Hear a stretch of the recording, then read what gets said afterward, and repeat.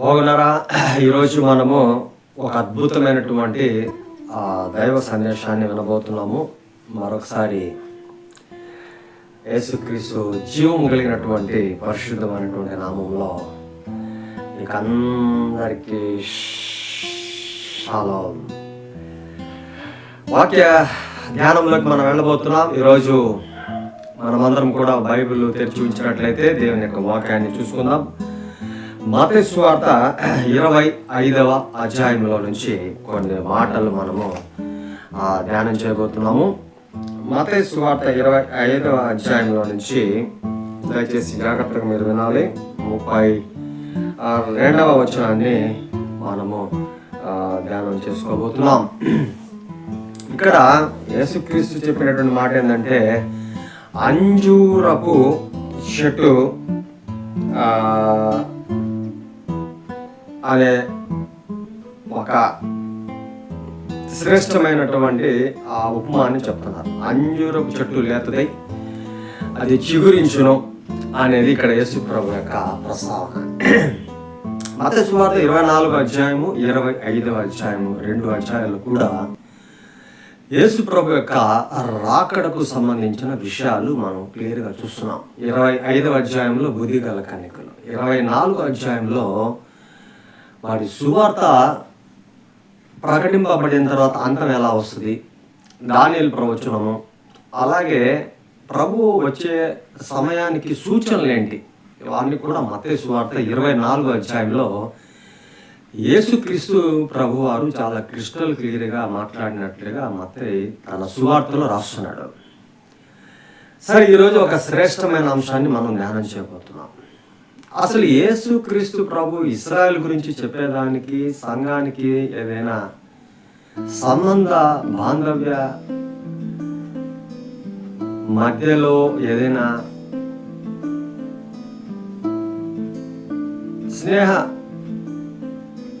సంబంధాలు, ఆత్మీయ సంబంధాలు ఏమైనా ఉన్నాయా అనేది మనం పరిశీలన చేస్తాం.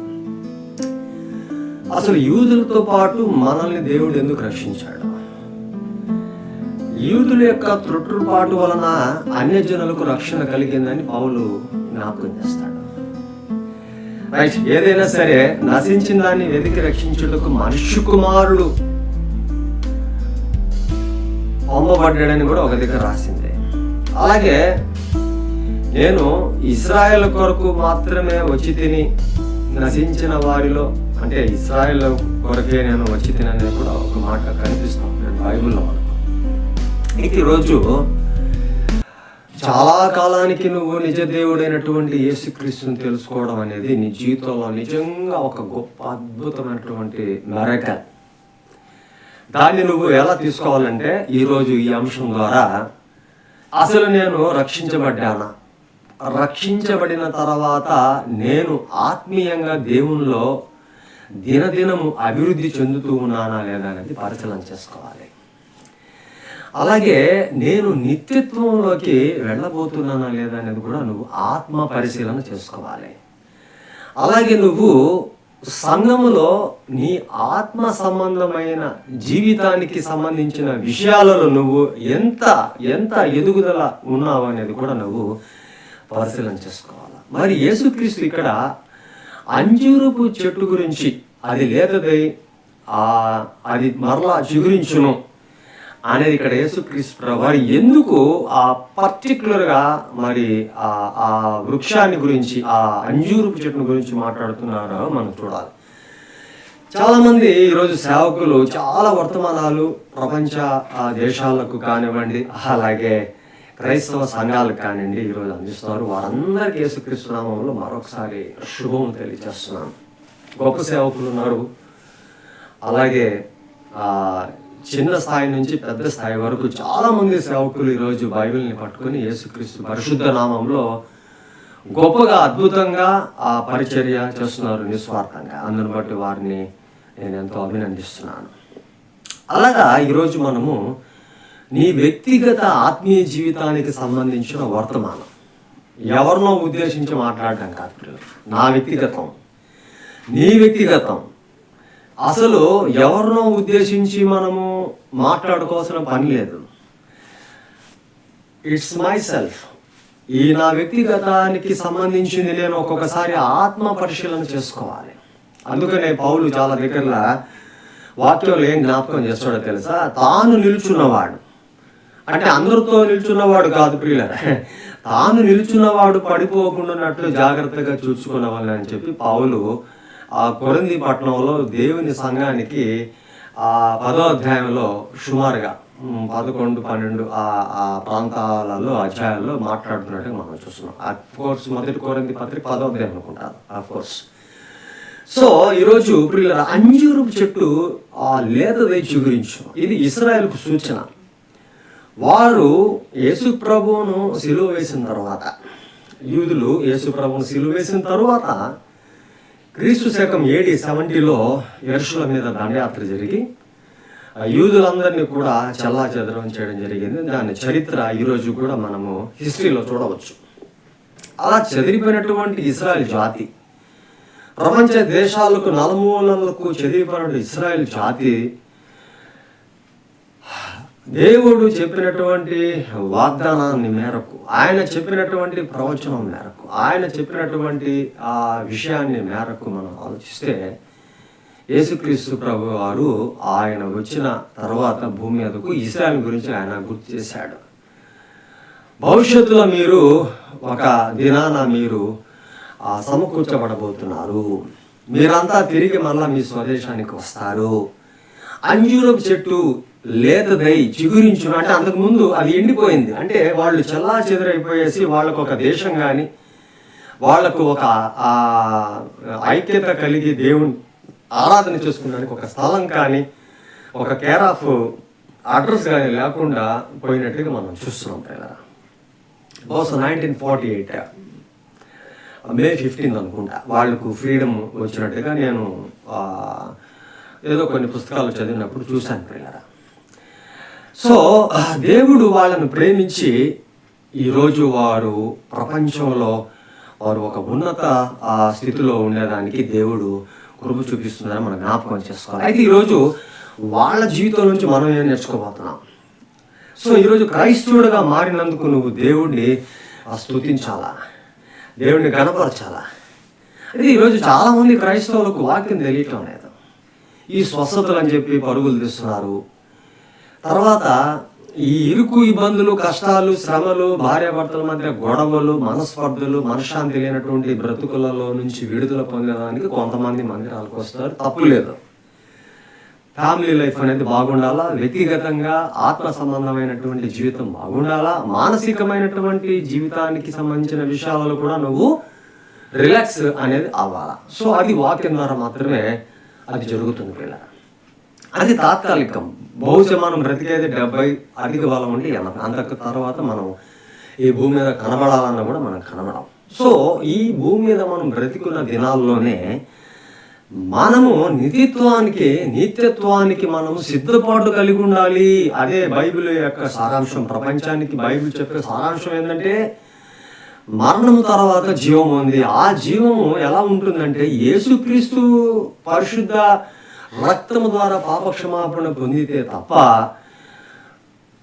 ఆత్మ రక్షణలోకి వచ్చిన తరువాత శాశ్వతంగా ఆత్మ నిత్యత్వంలో ఉంటుందనేదే బైబిల్ అంతటిలోకి ఉన్నటువంటి గొప్ప సారాంశం.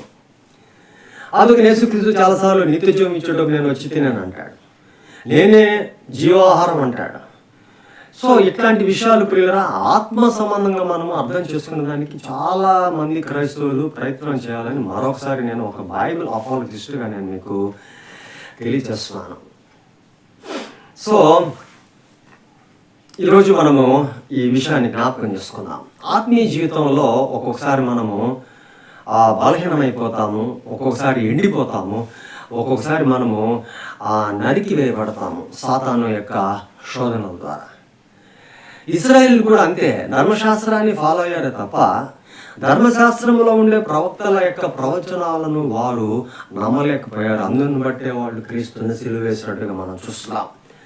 నేటికి కూడా వాళ్ళు యూదులు ధర్మశాస్త్రాన్ని వెంబడిస్తున్నారే తప్ప మోషే ధర్మశాస్త్రాన్ని, యేసుక్రీస్తు ప్రభువును సొంత రక్షకుడిగా ఆయన నిత్య జీవానికి తీసుకుని వెళ్తాడు అనే ఆలోచన ఈరోజు కూడా యూదుల్లో ఏమాత్రం కూడా వాళ్ళ మైండ్ సెట్లో లేదు. మాకు మెస్సయ్య వస్తాడు, ఆ మెస్సయ్య వేరే రకంగా ఉంటాడు అనేది వాళ్ళ ఆలోచన. కానీ మెస్సయ్య ఎప్పుడు వచ్చేసిన సంగతి ఆత్మీయంగా దేవుని పిల్లలకు దేవుడు జ్ఞాపకం చేసేసాడు. సో వాళ్ళ కోసం మనం ప్రార్థన చేస్తూనే ఉండాలా, వాళ్ళు రక్షింపబడాలనేదే మన ఆలోచన. అలాగే ఆ రోమాపత్రిక 10వ అధ్యాయంలో కూడా పౌలు ఒక ప్రార్థన చేశాడు, ఇశ్రాయేలు మరలా రక్షణ పొందాలని. చూసారు, వాళ్ళు సున్నతి పొందిన జనాంగమే, కానీ ఇశ్రాయేలు రక్షణ పొందాల అంటే అర్థం ఏంటి? సున్నతి వేరు, రక్షణ వేరు. సున్నతి ధర్మశాస్త్రం ప్రకారం వచ్చింది, కానీ రక్షణ యేసుక్రీస్తు శిలువ మరణ పునరుద్ధానం ద్వారా వచ్చింది పిల్లరా. ఇది మనం గుర్తు చేసుకోవాలి. ఏ వ్యక్తి అయినా సరే ఈరోజు యేసు ప్రభు యొక్క శిలువ దగ్గరకు రావాల్సిందే, యేసు ప్రభు యొక్క రక్తం ద్వారా పాప క్షమాపణ కలగాల్సిందే తప్ప ఇక దేని ద్వారా పాప క్షమాపణ కలగదు అనేది వాస్తవిక సత్యం.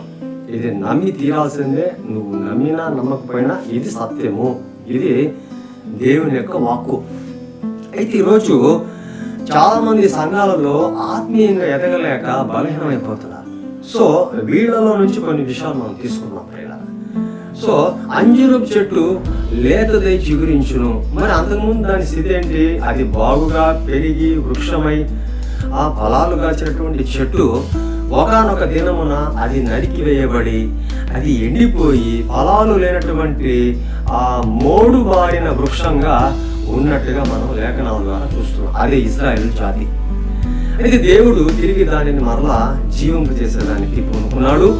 మరలా అది చిగురింప చేసేదానికి దేవుడు దానికి జీవాన్ని దయచేసినట్టుగా మనం చూడవచ్చు. అలాగే అది మరలా మహావృక్షమై ఈరోజు దేవుని వాక్య ప్రకారము ఆ జాతి మరలా ఈరోజు అంతకంతకు అభివృద్ధి చెంది ఉందనే వాస్తవికత మనం తెలుసుకునే వారికి ఉండాలి. సో ప్రియులారా, ఈరోజు మనము ఆత్మీయ జీవితంలో పడిపోయినప్పుడు మనము జాగ్రత్తగా తిరిగి మరలా మనము వాక్యానుసారంగా మరలా మనం కట్టబడాలి. సో ఇక్కడ అంజూరపు చెట్టును గురించి మనం చూస్తున్నాం. వారు నాశనం అయిపోయారు, వారు ఇంకా దేనికి పనికి రాకుండా అసలు ప్రపంచంలోనే వారి యొక్క ఆనవాళ్ళు ఉండవు అని సాతానుడు ఒక స్కెచ్ చేశాడు. కానీ దేవాది దేవుడు ఆ జాతిని ఆయన సంరక్షిస్తూనే ఉన్నాడు. ఎందుకు తెలుసా? అబ్రహాముకు దేవుడు చేసినటువంటి వాగ్దానం. కీర్తనల గ్రంథంలో ఒక దగ్గర ఏమంటాడంటే, నా సేవకుడైనటువంటి అబ్రహాముకు నేను చేసినటువంటి వాగ్దానం అనేది అక్కడ కనిపిస్తుంది పిల్లలు. 105వ కీర్తన, 106వ కీర్తన, 107వ కీర్తన ఒక మాట కనిపిస్తుంది. నా సేవకుడైన అబ్రహాముకు నేను చేసిన వాగ్దానం అదేంటో తెలుసా? అబ్రహాం యొక్క సంతానమును నేను ఆశీర్వదిస్తానని చెప్పి దేవుడు వాగ్దానం చేశాడు. ఆమేన్, హల్లెలూయా. అయితే ఈరోజు పిల్లరా, క్రైస్తవ ఆత్మ సంబంధమైన జీవితం ఎండిపోకూడదు. యోబు గ్రంథాన్ని మనం ఒకసారి పరీక్షిస్తాం పిల్లరా. యోబు గ్రంథంలోకి మనం ఒకసారి పరీక్షిస్తాము. దయచేసి మీరు జాగ్రత్తగా మీరు వాక్యాన్ని గమనించాలని చెప్పి నేను మీకు ప్రేమపూర్వకంగా మనవి చేస్తున్నాను పిల్లరా. మనము యోబు గ్రంథంలోకి రాగలిగితే బైబిల్ చూడండి. యోబు గ్రంథం 14వ అధ్యాయము 7వ వచనము 9వ వచనం ఒకసారి చూస్తాం. యోబు గ్రంథం ఇక్కడ యోబు ఏమంటాడంటే, వృక్షము నరకబడి తిరిగి చిగురించును. చూసారా, యోబు కూడా ఒక మంచి మాట తన గ్రంథంలో ఆయన రాయించుకున్నాడు దేవుని యొక్క ఆత్మ ద్వారా. ఎలాంటి వాక్యం అంటే, వృక్షము నరకబడి తిరిగి చిగురించును. ప్రియరా, వృక్షము నరకబడిన తర్వాత అది పూర్తిగా చావదండి, ఎందుకంటే దాని వేర్లు భూమి లోపల ఉంటాయి. అది నరకబడిన తర్వాత తిరిగి మరలా కొంతకాలానికి అది చిగురింప చేసేదానికి దేవుడు దానికి శక్తినిస్తాడు. సో యోబు గ్రంథాన్ని మనం ఈరోజు ఫర్ ఎగ్జాంపుల్ తీసుకోవాలా.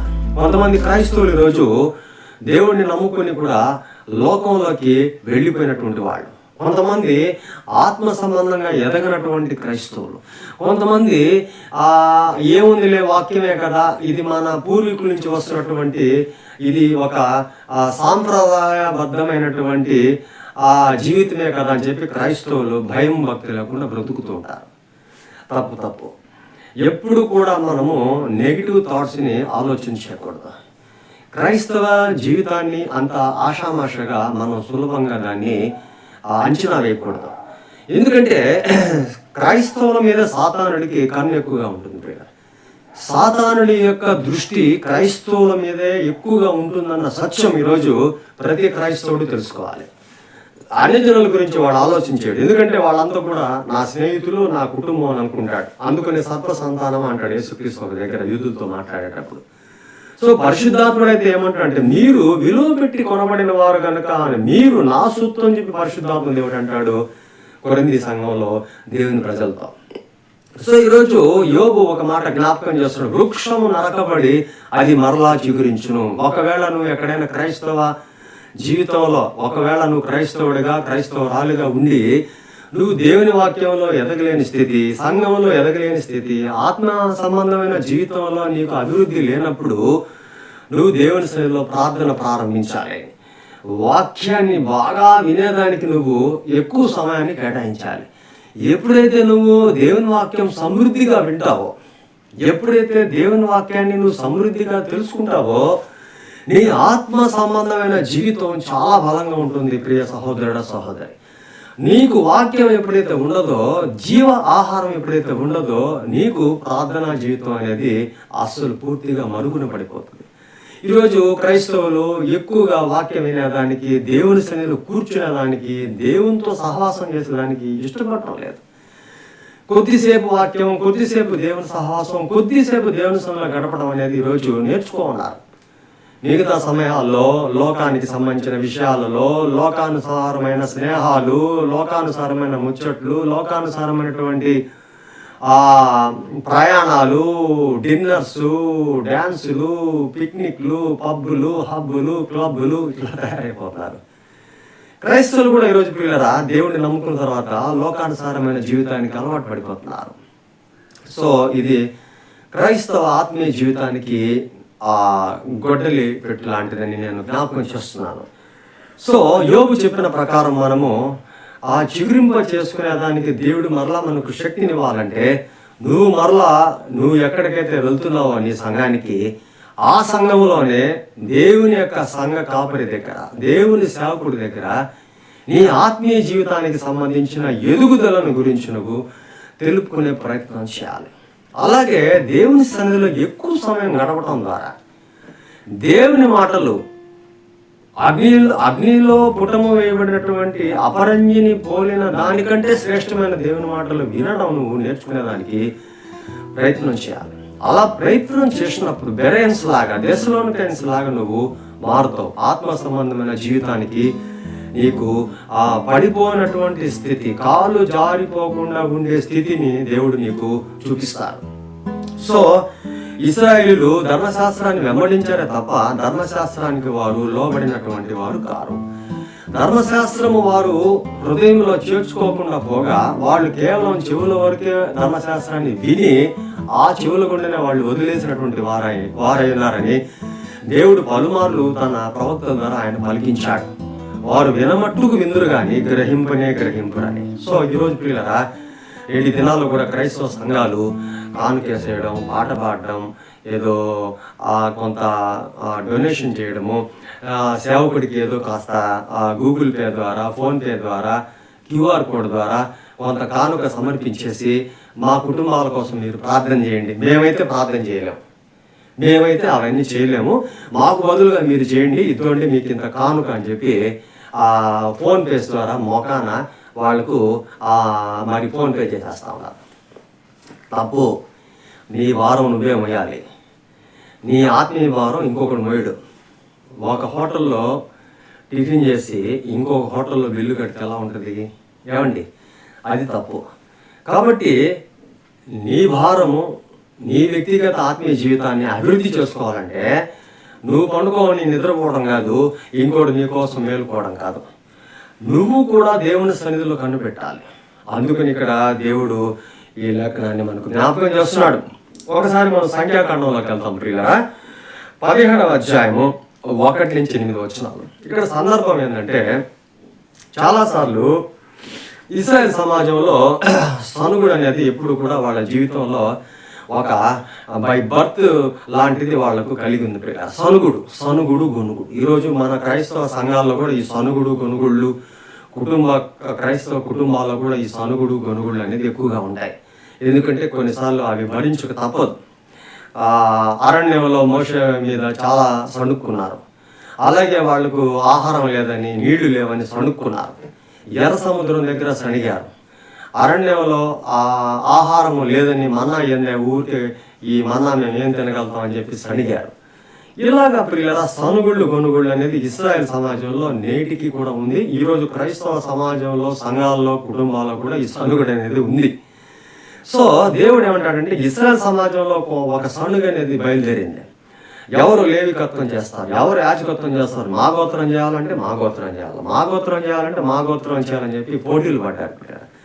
పోటీలు పడినప్పుడు దేవుడు ఏం చేశాడంటే 12 గోత్రాల వాళ్ళను పిలిపించి మోషే ద్వారా, సంఖ్యాకాండం 17వ అధ్యాయం 1 నుంచి మీరు 8 కానీ చదవగలిగితే ఇంట్లో, అక్కడ దేవుడు మోషేతో చెప్పిన మాట ఏంటంటే 12 గోత్రాల వారు ఒక్కొక్క గోత్రానికి ఒక్కొక్క కర్రను తీసుకొచ్చి సాక్ష్యపు గుడారంలో దాన్ని తీసుకుని వచ్చి పెట్టండి అని అన్నాడు.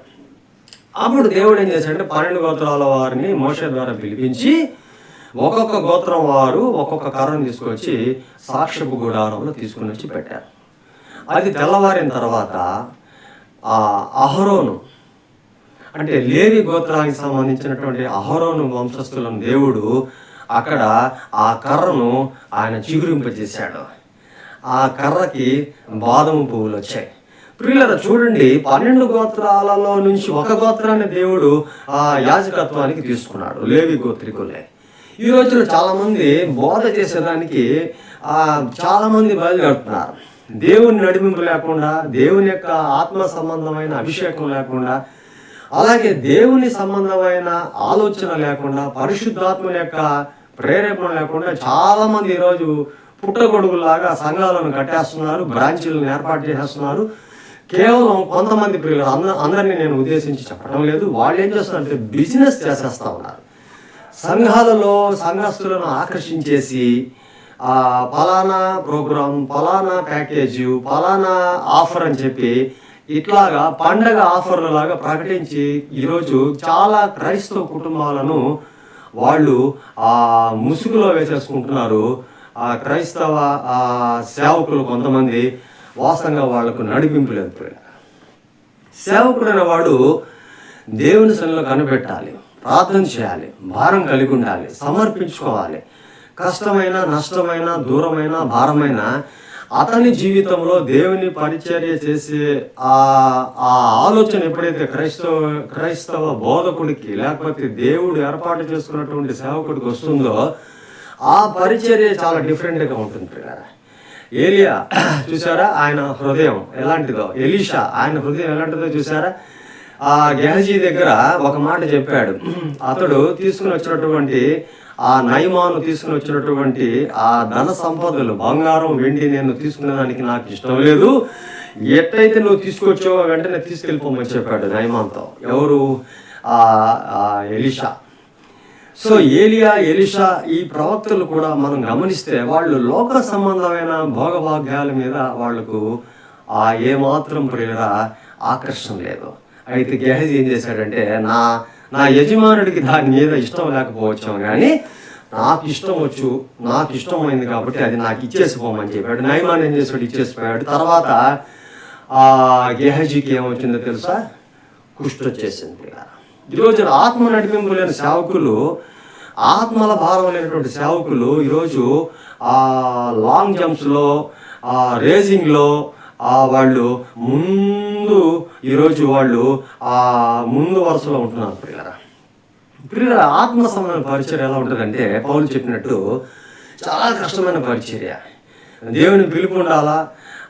అక్కడ కొన్నిసార్లు ఎలా ఉంటుందంటే చాలా భారభరితమైనటువంటి పరిచర్య ఉంటుంది. ప్రియుల నాకు తెలిసి ఈ మధ్య కొంతమంది నాతో చెప్పింది ఏంటంటే, నాకు నిజంగా అసలు వాళ్ళని చూసి బాధ అనిపించింది, రెండోది కోపం కూడా వచ్చేసింది ప్రియుల. ఎందుకంటే నేను అపాలజిస్ట్ కాబట్టి డిఫెన్స్ మీద ఎక్కువ కూర్చుంటాను. ఎందుకంటే ఎవరైనా బైబిల్ మీద వ్యతిరేకంగా కూర్చున్నప్పుడు వాళ్లకు నేను వాక్యానుసారంగా కొన్ని చెప్పేదానికి ఇష్టపడతాను.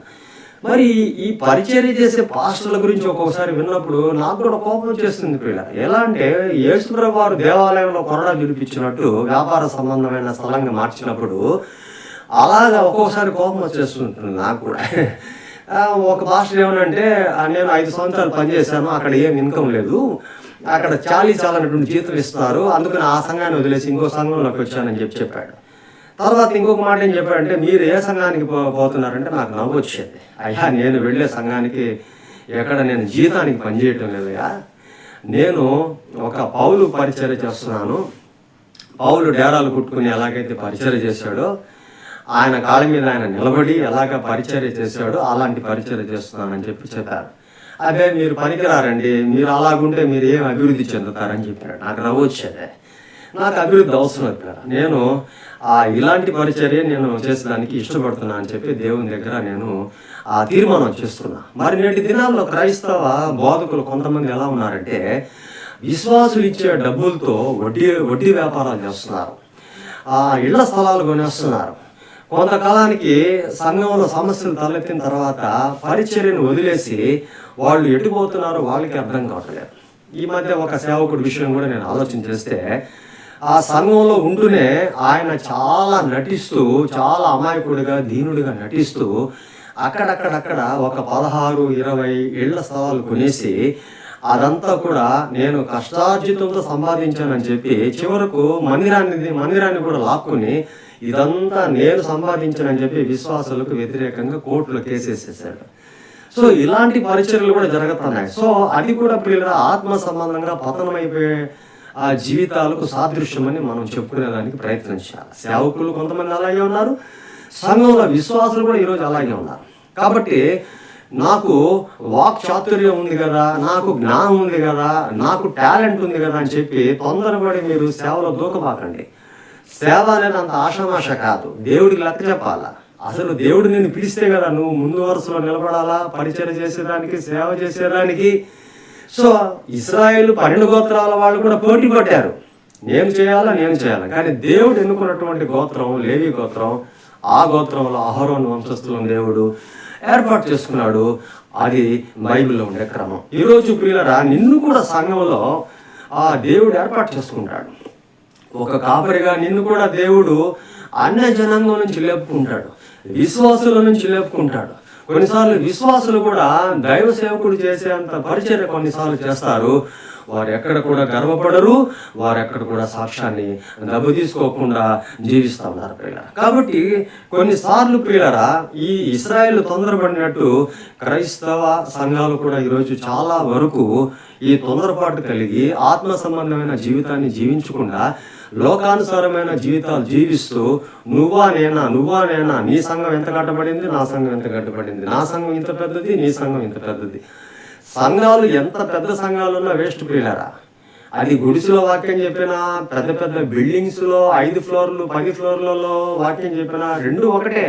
కానీ నిత్యత్వానికి వెళ్ళేదానికి ఏ సంఘంలో అయితే ఆత్మ సంబంధమైన నిజమైన బోధ ఏదైతే వస్తూ ఉంటుందో ఆ సంఘమే రేపు ఎత్తబడే సంఘంలో కలుసుకుంటుంది. ఇది మాత్రం సత్యం. కాబట్టి మీరు పైన ఉండే వాటికి మీరు మెరుగులు దిద్దుకోవాలండి. ఇశ్రాయేలు అలాగే గర్వించారు, మేము ఇశ్రాయేలీలము, మేము వాగ్దాన భూమిలో నివాసం చేసే ప్రజలము, మేము దేవుని యొక్క సొత్తు అని చెప్పి వాళ్ళు కొన్నిసార్లు దేవుణ్ణి ప్రక్కన పెట్టి ఆత్మీయ గర్వాన్ని వాళ్ళు ఎప్పుడైతే తెచ్చుకున్నారో, అన్యులతో సహవాసం ఎప్పుడైతే చేశారో వాళ్ళు పతనం అయిపోయినట్టుగా లేఖనాల్లో మనం చూస్తున్నాం. కాబట్టి చాలా వరకు మనం తగ్గించుకుంటే దేవుడు మనల్ని హెచ్చిస్తాడు. కాబట్టి చిగురించినటువంటి అహరోను కర్రను తీసుకుని వచ్చి మోషే బయట 12 గోత్రాలు చూపించినప్పుడు వాళ్ళు అందరూ కూడా నోరు మూసేసుకున్నారు. కాబట్టి ఈరోజు సంఘంలో నువ్వు కూడా ఒక చిగురించే అహరోను కర్రలాగా తయారవుతావు. ఒక విశ్వాసి దేవుని సేవకుడు అవ్వచ్చు, ఒక అన్యుడు దేవుని సంబంధమైన విశ్వాసిగా కూడా ఆయన పిలుచుకుంటాడు. సో ఎక్కడ కూడా మనము తొందరపడకూడదు, ఎక్కడ కూడా మనము ఫెయిల్యూర్ కాకూడదు. సో యోబు చెప్పినట్టు అది వృక్షము నరకబడి తిరిగి చిగురించును. చూసారా, ఒక్కొక్కసారి ప్రియుల సంఘాల్లో వాక్యం ఉండదు, అలాంటప్పుడు ఆత్మీయంగా చాలా మంది విశ్వాసులు బలహీనమైపోయేసి చనిపోతుంటారు ఆత్మ సంబంధంగా. శారీరకంగా బాగానే ఉండొచ్చు, డబ్బు ఉండొచ్చు, హోదా ఉండొచ్చు, చదువు ఉండొచ్చు, ఆస్తులు ఉండొచ్చు, అందచందాలు ఉండొచ్చు, కానీ ఆత్మీయంగా బలహీనతగా ఉంటే, ఆత్మీయంగా వాక్యంగా లేకపోతే నిత్యత్వంలోకి మీరు వెళ్ళలేరు ప్రియులారా. అందుకని ధనవంతులు పరలోక రాజ్యం ప్రవేశించుట అసంభవం అని చెప్పాడు యేసుక్రీస్తు. సో ఈరోజు మన హోదాలు, మన చదువులు, మన ధనము, మన అందచందాలు, మన డిగ్రీలు, మన కులం, మతం ఇది కాదు, కానీ మనము దేవుని సంబంధాలుగా ఎదిగేదానికి మనము ఆ అహరోను కర్రలాగా చిగురించే వారిలాగా మనము దేవుని సన్నిధిలో కనబడాలి. సో దానికి ఈరోజు మనం ప్రయత్నం చేయాలి. ఒక విశ్వాసిగా నువ్వు మందిరానికి వెళ్తూ చాలా సంవత్సరాల నుంచి నీకు అభివృద్ధి కానీ లేకపోతే దేవుని సన్నిధిలో ప్రార్థన చేసుకొని దేవుడిని అడుగు, వాక్యం చదువు, బైబిల్ చదువు, వాక్యం చదువు, దేవుని యొక్క సన్నిధిలో కూర్చుంటే దేవుడు నీకు సహాయం చేస్తాడు.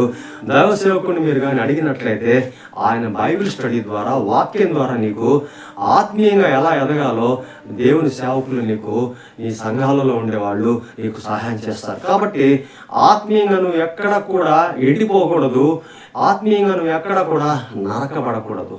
ఒకవేళ నరకబడి ఉంటే, ఒకవేళ నువ్వు ఎండిపోయి ఉంటే తిరిగి మళ్ళా నువ్వు చిగురించేదానికి, తిరిగి మళ్ళా నువ్వు కట్టబడేదానికి ఈరోజు ఈ వర్తమానం నీకు పనికొస్తుందని చెప్పి నేను నీకు జ్ఞాపకం చేస్తున్నాను.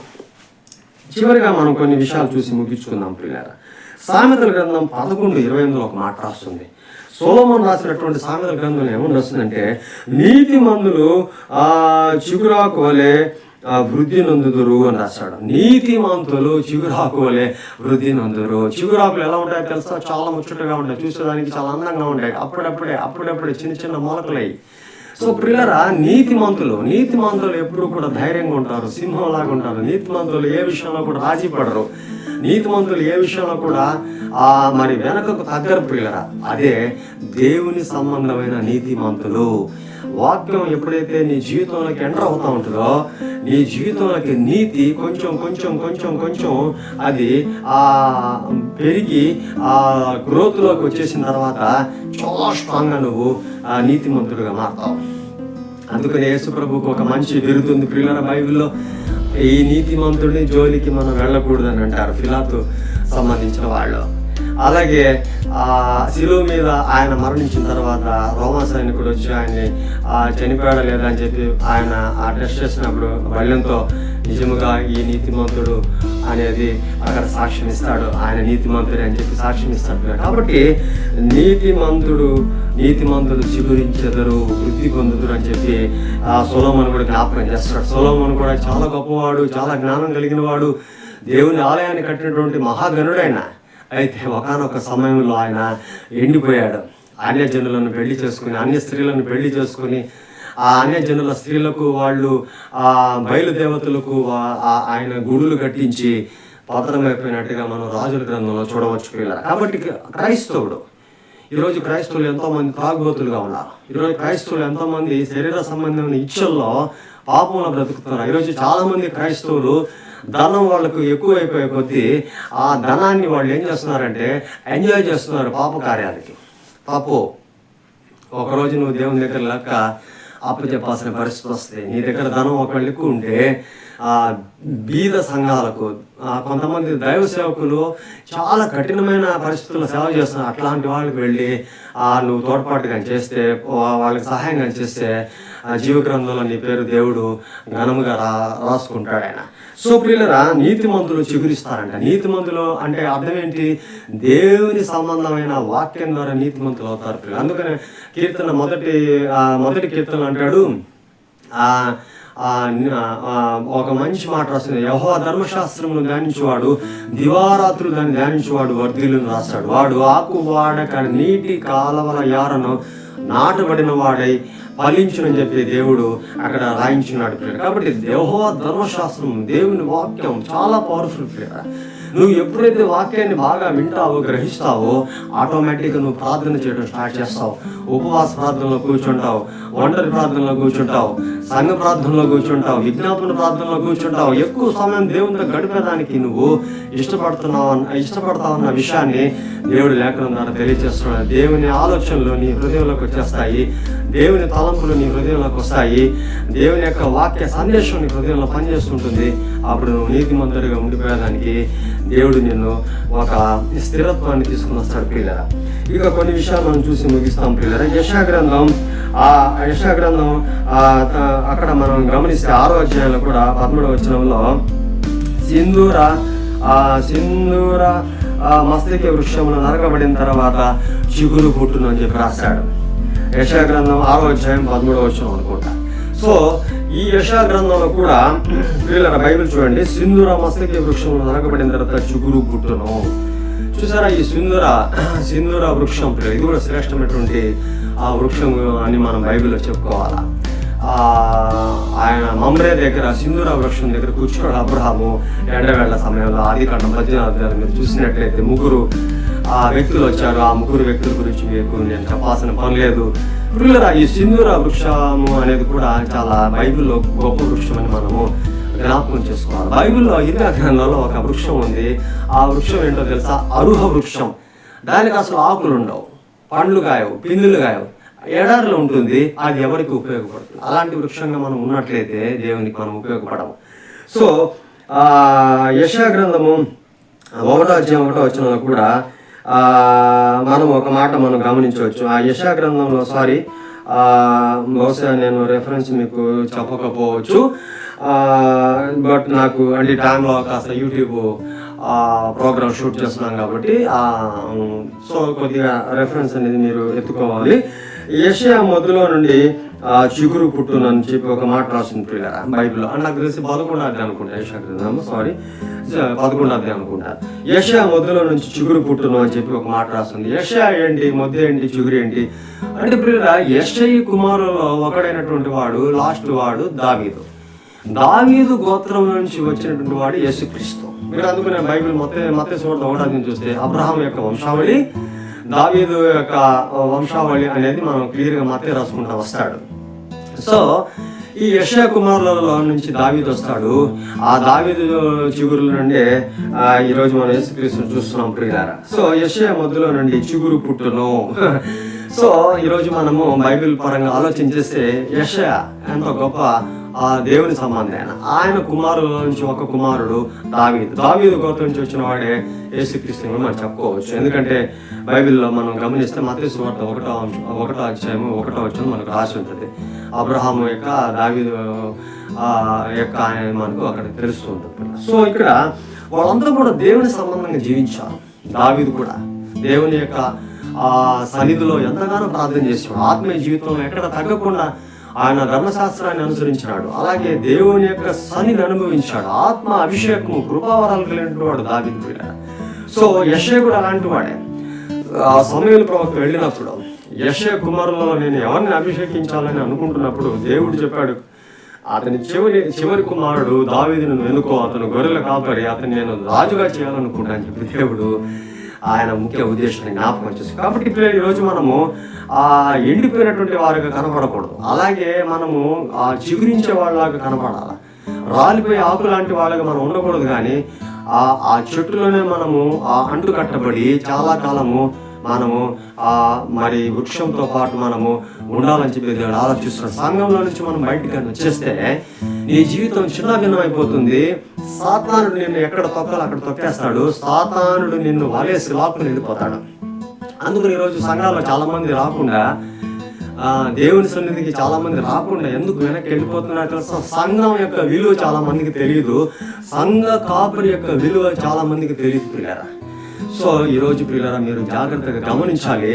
అందుకనే ద్రాక్షావళిలో తీగ కొన్నిసార్లు ఉంటుంది, అది ఎండిపోయినట్టుగా ఉంటుంది, నాకు తెలియదు. అలాగే ద్రాక్షావళిలో ఉంటేనే తీగ ఫలిస్తుంది తప్ప వేరుగా ఉండి నువ్వు ఫలించలేవు అని చెప్పి దేవుడు జ్ఞాపకం చేస్తున్నాడు యోహాను సువార్త 15వ అధ్యాయంలో.